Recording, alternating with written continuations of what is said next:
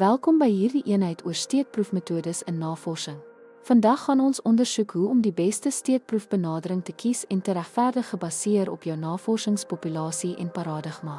Steekproefneming is die proses om 'n subgroep uit 'n groter populasie te kies om die geheel te verteenwoordig en die regte metode is die sleutel om te verseker dat jou navorsingsbevindinge geloofwaardig, betroubaar en betekenisvol is. Deur gebruik te maak van insigte uit hoofstuk 11, gaan ons kyk na verskillende steekproefstrategieë wat geskik is vir beide kwalitatiewe en kwantitatiewe studies en hoe om jou keuse in lyn te bring met jou navorsingsdoelwitte en konteks. Steekproefneming is die proses om 'n gedeelte van die populasie te kies waaruit data versamel sal word. Dit word gebruik wanneer dit nie prakties of moontlik is om die hele populasie te bestudeer nie. Steekproefneming moet sistematies gedoen word en duidelik in lyn wees met die navorsingsontwerp en paradigma. In waarskynlikheidssteekproefneming het elke lid van die populasie 'n gelyke kans om gekies te word. Algemene metodes sluit in eenvoudige ewekansige steekproefneming, gestratifiseerde steekproefneming en sistematiese steekproefneming. Byvoorbeeld, die keuse van 100 leerders ewekansig uit 'n lys van 1000 om 'n wiskundige intervensie te bestudeer.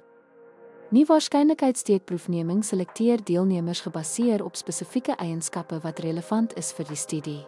Metodes sluit in doelgerigte steekproefneming, gerieflikheidssteekproefneming en sneeubalsteekproefneming. Byvoorbeeld, die keuse van lewenswetenskappe onderwysers met ervaring in ondersoekgebaseerde onderrig om hul persepsies van studentebetrokkenheid te ondersoek. In kwantitatiewe navorsing ondersteun ewekansige of gestratifiseerde steekproefneming objektiwiteit en veralgemeenbaarheid. In kwalitatiewe navorsing bied doelgerigte steekproefneming diepte en kontekstuele begrip. Die steekproefmetode moet toegang verseker tot deelnemers wat relevante, ryk en betroubare data verskaf.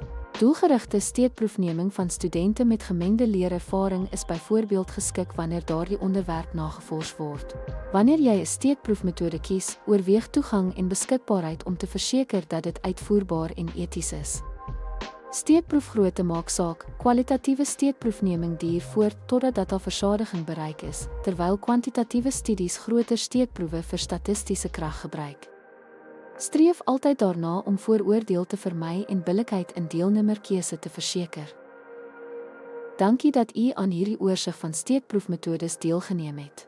Onthou, die keuse van die toepaslike steekproefstrategie is noodsaaklik vir die sukses en geloofwaardigheid van u navorsing.